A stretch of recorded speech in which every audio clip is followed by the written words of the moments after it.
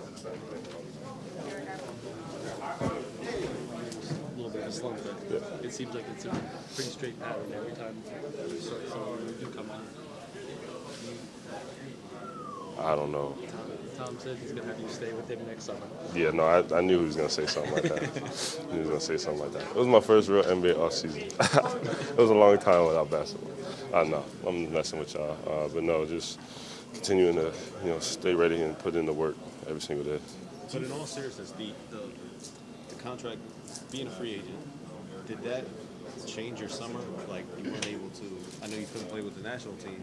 Did that affect, how much did that affect your training in the summer? I'm glad you said it. Okay. Yeah, it was weird, not really getting to even play runs like I normally do, so really just going the whole time without basketball. It was a little weird, but I'm glad I got the deal done, and I'm glad I'm, trying to figure it out a little bit. Just, have a long way to go. Just got to keep working. Did that affect your early season? At the end of the day, you got to play basketball, man. I was still working out, so, but there's no shape like game shape. Right. So, playing the games and really getting used to that again is really the best thing. Was that something that you went through in college or even late in high school? You'd start season slow, or not necessarily? Nah, 'cause I was playing all year round. Right. So you had a rhythm all the time. Why do you think that your season starts slow? I don't know. They just do sometimes. And no clue. But, team figures it out. And it's not just me, it's everybody, figuring out collectively right now. So it's been a lot of fun to be a part Do you of. feel like you're hitting your stride? Like, do you feel good right now on offense? I'm trying to, I'm trying to. But honestly, I play with the same level of, confidence, game in, game out. Even when I wasn't shooting it well, I was probably still shooting the same amount of shots. Doesn't matter. You get open shots, you shoot them. You work at this game hard enough. You do it for a number of years. Confidence is always there. Hi, Rebecca. Hi. It's good to see you. Is it hard to stay confident when you're struggling? Like, how do you stay confident when you're not? Well, one, I have great teammates, great staff. The one always, boosting me up for sure. And then on the other hand, like, just, knowing myself, especially being in a couple years, seeing, I've played well in this league already. So all those things together keeps your confidence up. Did the new contract at all make you think? What? Sometimes there's pressure with the new contract. Nah, see, he be trying to get me to say stuff. I can't. No. I'm just trying to win, trying to play good team basketball. So. RJ, when there's a situation where you hold a team to just 4 points for the first half of the fourth quarter like you guys did tonight, was there a sense that you completely took their confidence away? What does it take to kind of hold a team to that few points during a stretch like that? I think we got a rhythm at the end of the first half, and then we kind of just kept that, for the rest of the game. And as the game went along, it just kept going up and up and up. So obviously, holding them to that for that long of a period of time is definitely great. It's a testament to our defense, and something that we just got to keep going. Taking a look at the big picture here, you guys have won 6 straight. That's the longest streak in the Eastern Conference now. Like, what are you taking away from this stretch that you feel like can catapult you for the back half of the season?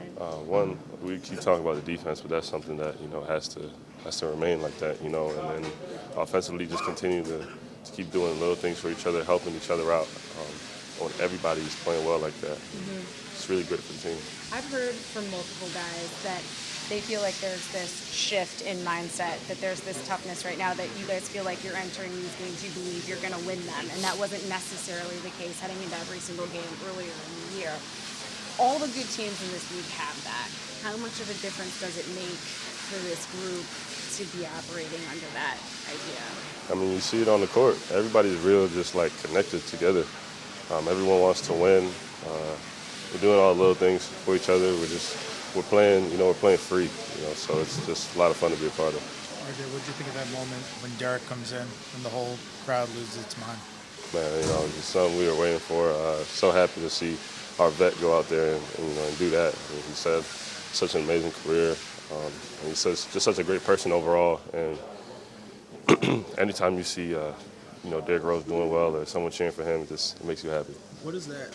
I know you've talked a lot about like how being a Knick is important to you and being New York is important to you. He's Being New gonna York- use that. They're gonna post that on Instagram now. That's why he's a good soundbite. Yeah. It makes it even better when after you call it a good soundbite. You've talked a lot about how being in New York, being a Knick is important for you. Obviously, Derek really played that role for a franchise. Is that something you guys ever talk about? Just like he has lived through things that you kind of aspire to be a part of. All of us, in here, all of us grew up watching him. I remember people having the crazy light shoes and so just seeing him and my favorite player has always been Bron. So watching him go up against Bron in the playoffs and stuff like that, he's kind of a superhero to everybody. So it's just I remember our first game, when we first traded for him, I said I had to get it out the way. I had to get my fan moment out the way. I went up to him, I said, hey, man, I've been a big fan, you know what I'm saying? Nice to meet you, whatever.